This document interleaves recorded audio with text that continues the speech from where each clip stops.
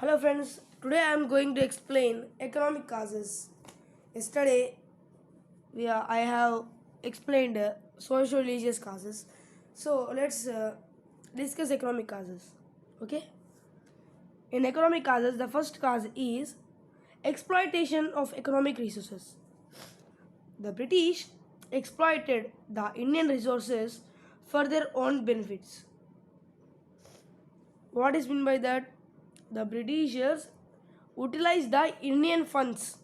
Resources means funds for their benefits only. Okay, do you understand? They made agricultural India an economic colony to serve the interest of industrial England. They made our agricultural India. Is our culture is agricultural India. They made an economic colony to serve the interest of industrial England, to serve the interest of industrial industries of England. India was forced to export at cheaper rates. They were forced to sell products at very cheaper rates, like raw materials, raw cotton, and raw silk that the British industries needed urgently.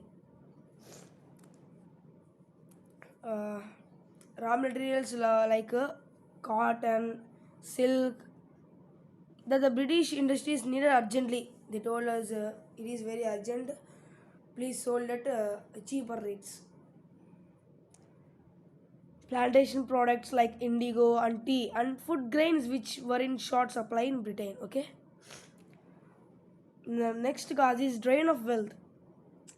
First of all, here the three lines are given in the brown color.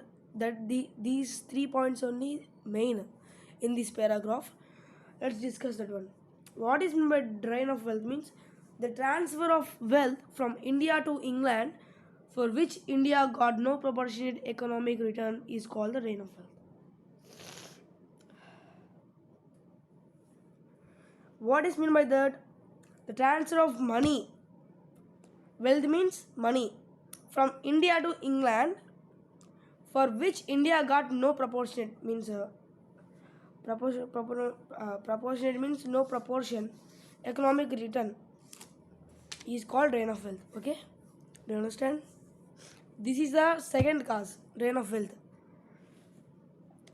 Next, third cause, decay of cottage industries and handicrafts. Heavy duties on Indian silk and cotton textiles in Britain destroyed Indian industries. Heavy duties on Indian silk means Indian silk and cotton textiles in Britain means in Britain means in England destroyed Indian industries. They destroyed our Indian industries. On the other hand, British goods were imported in India at a nominal duty. On the other hand, British goods are imported into India, means they are transported to India at nominal duty. By the middle of the 19th century, export of cotton and silk goods from India practically ceased. By the middle of the 19th century, in the middle of 19th century, export means what? Selling. Yes, selling of cotton and silk goods from India practically ceased. They stopped. The art of spinning, weaving, which for ages had given employment to thousands of artisans, became extinct. The next cause, the fourth cause, is economic decline of peasantry. Okay, the peasants were discontent with official land revenue policy and the consequent loss of their land. The peasants. Who are peasants? Small farmers. Small farmers called as peasants. Okay. A small farmer were discontent with the official land revenue policy and resultant loss of their land. They are worried with the land revenue policy and loss of their land. They lost their land also. They are uh, they are discontent with these practices of Britishers. It was the peasantry that bore the heavy burden of taxes to provide money for the trade of the company. Heavy burden of taxes to provide money for the trade of the company. They introduced broad taxes, means more money for the trade of the company. Okay, these new landowners had no concern for the peasants. New landowners had no concern for the peasants. No concern means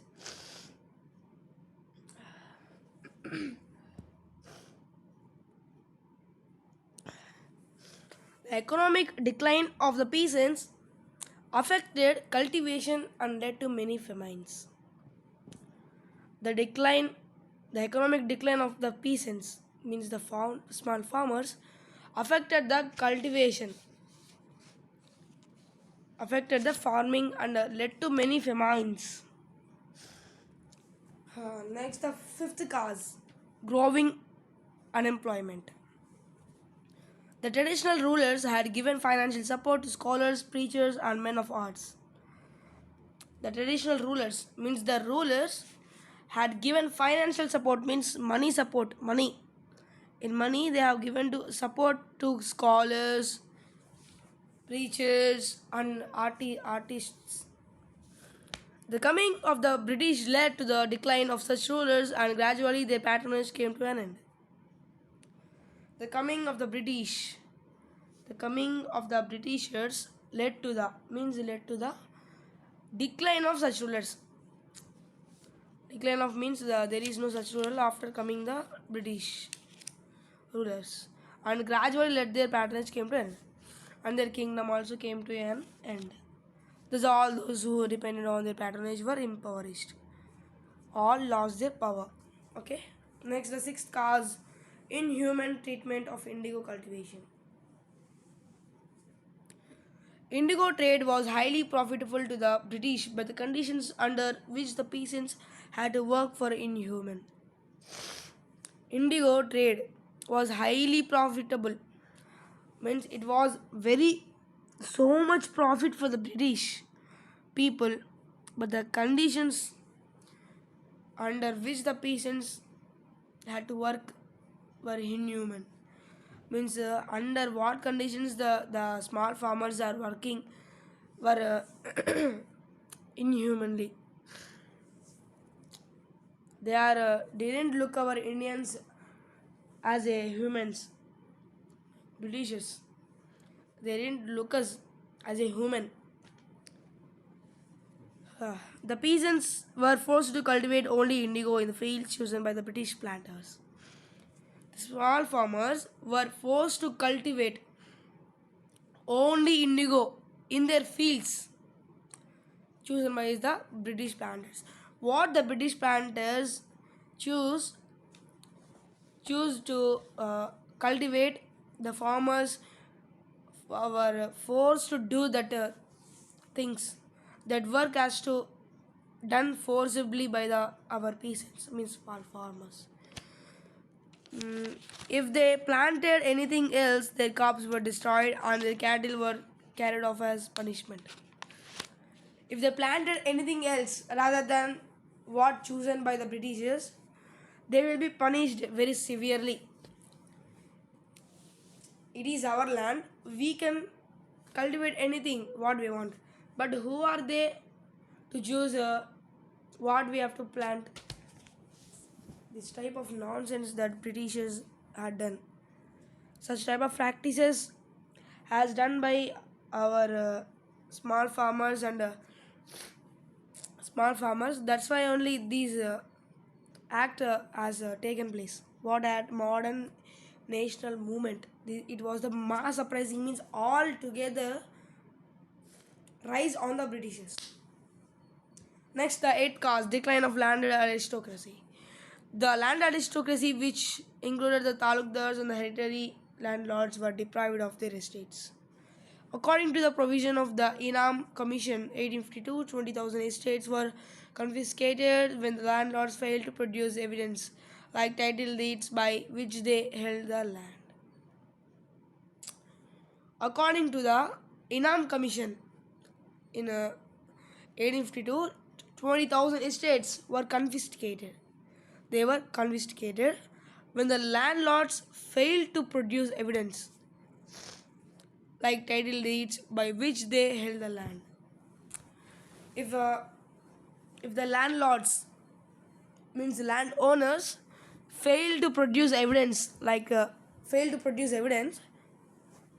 by which they held the land, these confiscated lands were sold by public auction to the highest bidders. Such estates were usually purchased by merchants and money lenders who did not understand the needs of the tenants and exploited them. Next, we are going to study military causes. Let's complete these causes also. Next time we will going to study immediate causes. What are the immediate causes? First we will finish military causes, and in the next part we will discuss immediate causes. Okay. In military causes, the first cause is ill treatment of Indian soldiers.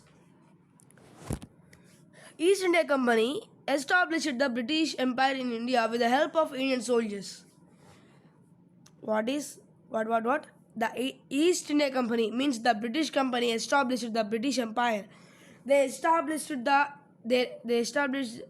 empire with the help of our Indian soldiers. With the help of our Indian soldiers only, they established empire. Despite the fact that Indian soldiers were as efficient as their British counterparts, they were poorly paid, ill-fed, and badly housed. The fact that Indian soldiers were as efficient as their British counterparts, they were poorly paid, means the low salary was paid for our Indian soldiers, and they are ill-fed, means their health is not good, and they were badly housed. Okay. British military authorities forbade the sepoys from wearing caste or sectarian marks, badges, or turbans, and they showed their disregard for the sentiments of the sepoys. The second cause, the General Service Enlistment Act. According to traditional belief, it was a taboo for a Brahmin to cross the seas. The British Parliament passed the General Service Enlistment Act in 1856. According to traditional belief,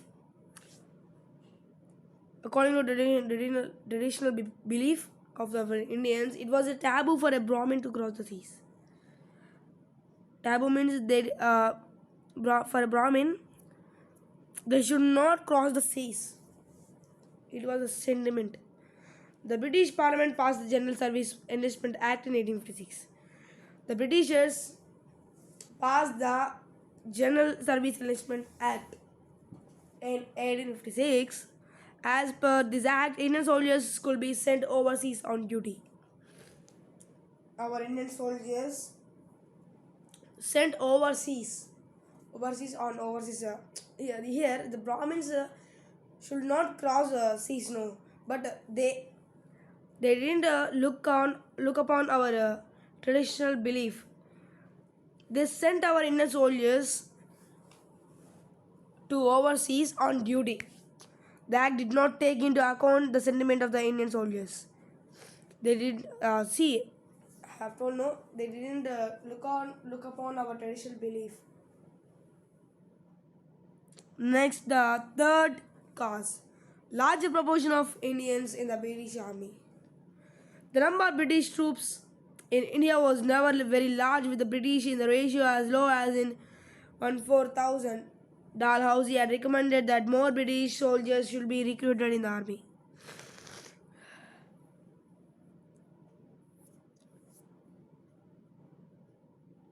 The number of British troops in India was never very large, with the British in the ratio as low as 1 in 4,000. Dalhousie had recommended that more British soldiers should be recruited in the army. Dalhousie had recommended that more British soldiers should be recruited in the army.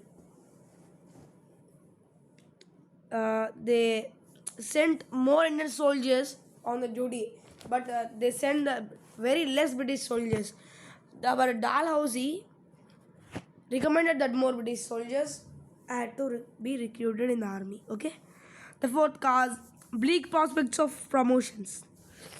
All higher positions in the employment were reserved for the British, irrespective of their performance. All higher positions in employment were reserved for the Britishers. Higher positions were for the Britishers only, not for the our Indians. Our performance, irrespective of our performance. You see in our Triple R movie, the Ram Charan is there now. He will do the more work. How much performance means in the British army no one can do. Even the ruler of the British Empire also. That work, that performance are done by the Ram Charan. But in the promotions, they didn't give promotion to our Ram Charan. It was very sadly, means I am telling imagination. For imagination, I am telling this point. Okay. Next, fifth cause, deprivation of alliances. The extension of British dominion in India adversely affected the service conditions of the Sipahis. They were required to serve in areas away from their homes without extra payment and additional bhatta, means foreign service. Do you get? They were required to serve in areas away from their homes. Means our soldiers are required to serve in areas away from their homes. It is very far away from. It is very distance, many more kilometers away from where they have to serve for the Britishers. The Post Office Act of 1854 withdrew the privilege of free postage enjoyed by sepoys. Okay, the Post Office Act of 1854 withdrew the privilege of free postage enjoyed by sepoys. Okay. The faulty distribution of troops. Places of strategic importance like Delhi and Allahabad had no British armies. Besides, England was engaged in several wars outside India. Example, the Persian War, the Crimean War, and the Chinese War. Places of strategic importance like Delhi and Allahabad and no British army. Okay, I will tell. Where the places of where critical conditions, means the strategic importance of the army, where the strategic importance of the army, they will send our Indian soldiers. They will not send British armies. Okay. Besides, England was engaged in several wars outside India. Example, the Persian War, the Crimean War, and the Chinese War. Okay. Next, the seventh cause, the poor performance of British troops. In itself, in the heading tells the performance of the British is poor. The British army suffered major reverses in First Afghan War, in the Punjab Wars 1845 to 49, and in Crimean War 1853 to 56. In 1855 to 56, the Santhal tribesmen of Bihar and Bengal armed the Axis and bore rose up and against the British, temporarily sweeping away the British rule from their area. Okay, see, the British army suffered major reverses in First War. In the Punjab Wars and in the Crimean War. Okay, in 1856, Sandal tribesmen of Bihar and Bengal, armed with axes and bow, rose up against the British.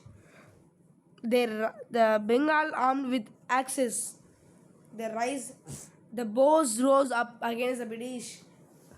Okay, they rise on the Bengal people rise upon Britishers, temporarily sweeping away the British rule from their area. The last cause, lower salaries. The wages of the Indian soldiers were inadequate to support their families. The wages means what? The funds, the salaries of the Indian soldiers were inadequate to support their families. The wages, the salary given to the soldiers were not sufficient for their families. On the other hand, the British soldiers received more than 8 times the salary of the Indian soldiers, which means the salary what given to our Indians multiply into 8 times more than money is given to the British soldiers rather than Indian soldiers. Okay guys, let's discuss immediate cause in next part. If you like this video, share this video and please subscribe, like and comment please. Thank you.